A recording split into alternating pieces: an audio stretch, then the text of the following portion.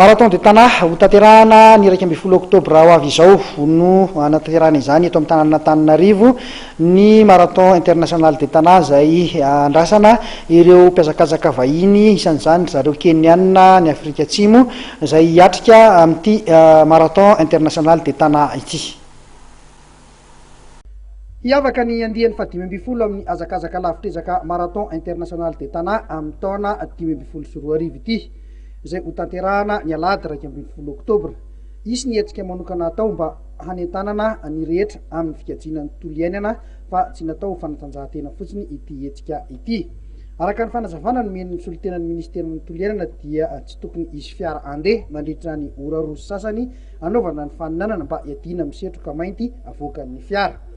Mpiara-mombonatoka maromaro no ifarimbona anatanteraka ny azakazaka dia zareo avy ao amin'ny Ordre Trade Center sy ny Fédération Malagasy ny taranja fototra atletisme, ny ministeran'ny fanatanjahantena sy ny tanora ary ny ministeran'ny tontolo iainana. Toy ny isan-taona dia tsy misy fivana ny lalana izay efa nahazo fankatoavana avy amin'ny IAF ary efa nampiasaintsika tamin'ny lalaon'ny francophonie. Mirefy 2,5 kilometatra ny marathon international de Tana. Fandraisana anjarany daholo be amin'ity hetsika ity dia misy ny karazam-pifaninanana omen'izy ireo ny mpakafy azakazaka ankoatry ny marathon. Isan'ny hifaninanana ny foulée écolo mirefy 10 kilometatra, eo ihany koa ny andiranina 10 kilometatra ary ny maratonsa 2,5 kilometatra izay anjarany ny ankizy anjara. Araka ny nambaran'ny mpikarakara nandritra ny fiaonany tamin'ny mpanao gazety dia 5,000 ariary no fandraisana anjaran'ny mpiazakazaka iray.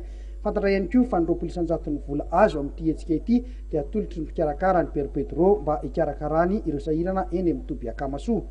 Araka ny nambaran'ny mpikarakara dia isy mpiazakazaka vahiny ho tonga eto Madagasikara ny anjara amin'ity faninanana ity. Ny efa fantatra lohatra eto dia zareo Keniana fa andrasana ihany koa zareo avy atsy Afrika Atsimo sy ny avy any Frantsa ary ny aty amin'ny nosy manodidina. Ho an'ny mpiazakazaka malagasy kosa dia hiajin'irina andrem-parana izay larana voalohany eo amin'ity marathon ity ny efa fantatra fa andray anjara.